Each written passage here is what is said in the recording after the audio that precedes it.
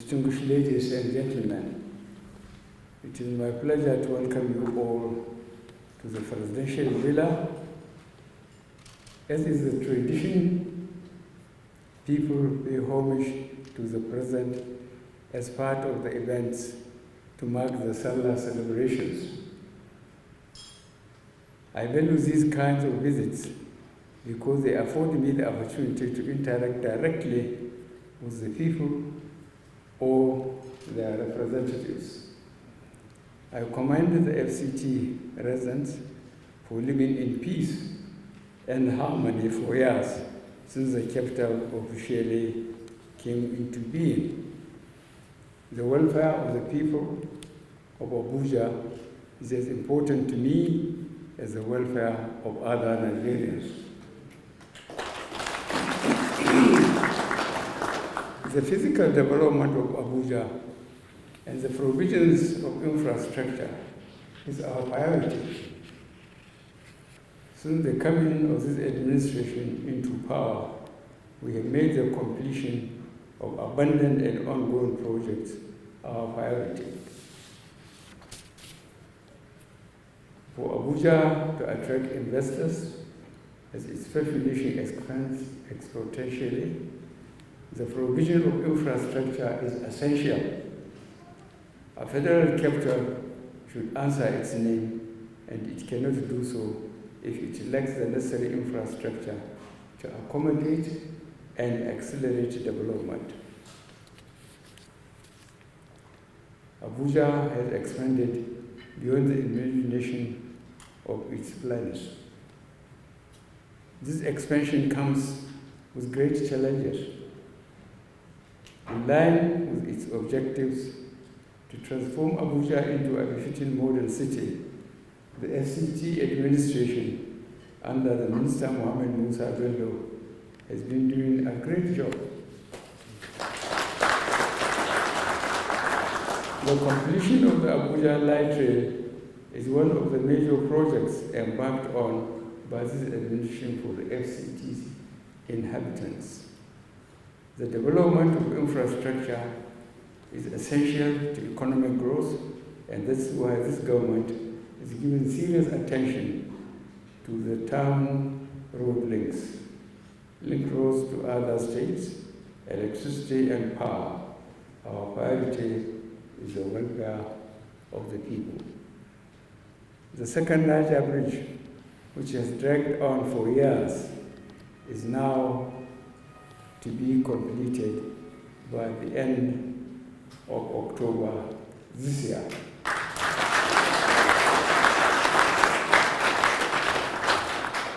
Let me also seize this opportunity to talk about our efforts on insecurity. There is no denying the fact that Nigeria is facing security challenges, but we are strenuously tackling this monster.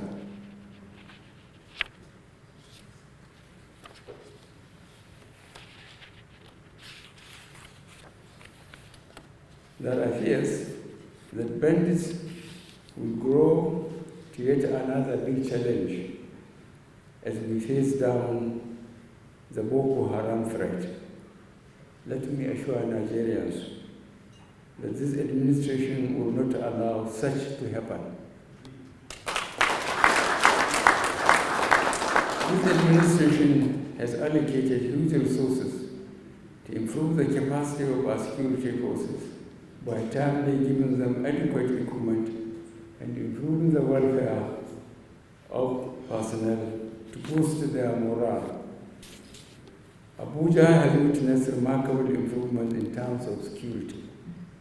In the past, terrorists had made it almost impossible to conduct our normal lives.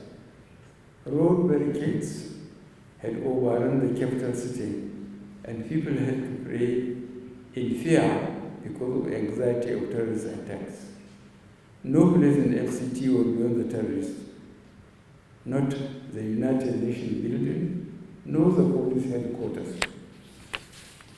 But today, the situation is no longer so.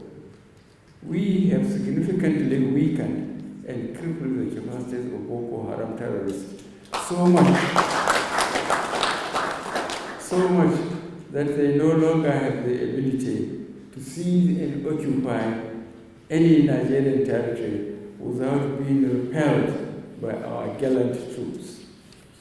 Of course, we can't say that terrorists are 100% destroyed, but we have destroyed their ability to seize our territory. This improvement in terms of significantly weakening the enemy is necessary for finally defeating them. The rate at which the terrorists are giving up their weapons and surrendering to our troops is a significant and welcome development.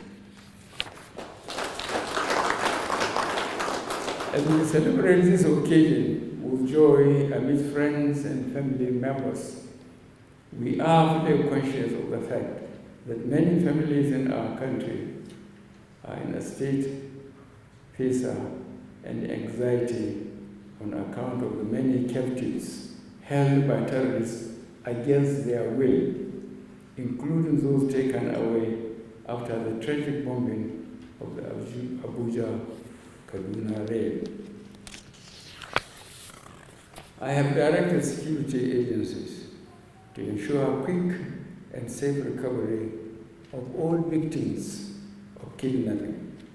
I urge the railway management to immediately set up a situation room for the coordination of the rescue mission and for a minute-by-minute engagement with the families of the captives. This should ease their pain and anxiety as we push the military to find a safe return to their families of all those victims.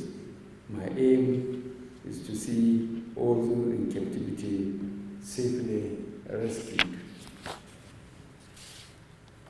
Let me assure Nigerians that the bandits are just pushing their luck, but this is only for a while before they are finally crushed.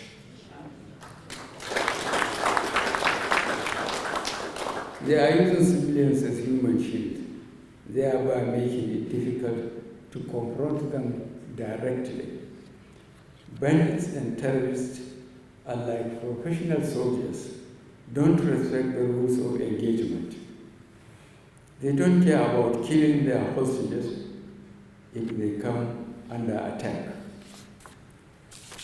It is a delicate situation that requires wisdom, caution, and also patience.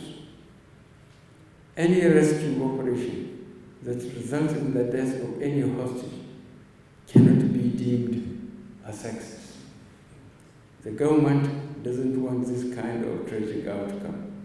It is a complex situation that demands proper handling. The primary objective of any rescue operation is to free the hostage safely, unharmed, and alive.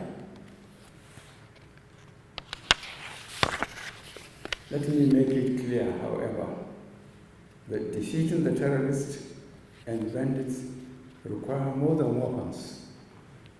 We also need human intelligence, which is necessary to frustrate terrorist plans. The people and community leaders should help us secure, should help our security officials with information about the activities or movements of criminal groups. We should create a hostile environment towards criminals harboring in our communities. By protecting criminals from exposure, you are endangering your own security and the security of your own community. No criminal can thrive in an environment where he faces the risks of exposure by the people. Finally, I wish to show my gratitude for your decision to visit and honor me. Don't forget to carry this message forward to your people. Help us with information to expose these criminals, and we will crush them. I thank God. Thank you very much.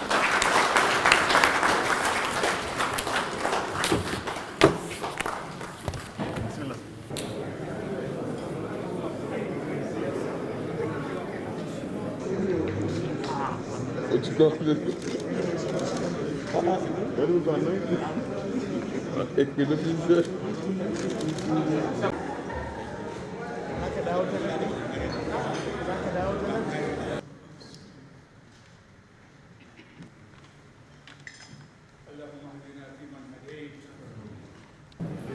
These are always very heavy for me. This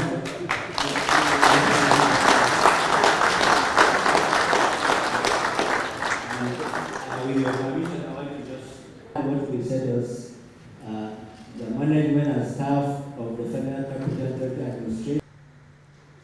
Highly respected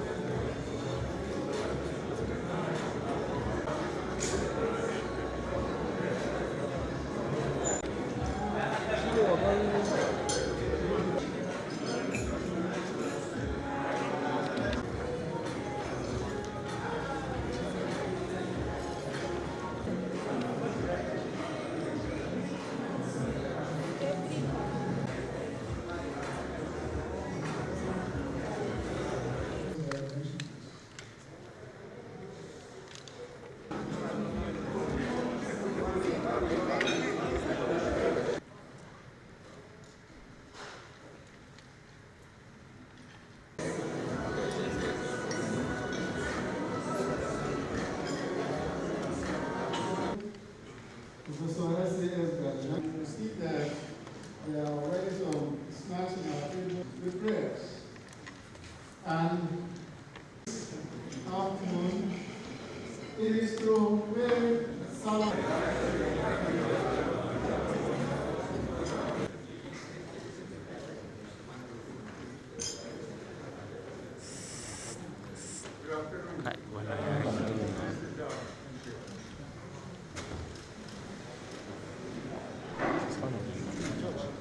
Uphold Nigeria and keep this country as an entity. In the past 3-4 weeks, it has been to bring the Management and all distinguished Mr. President, Reverend Samson.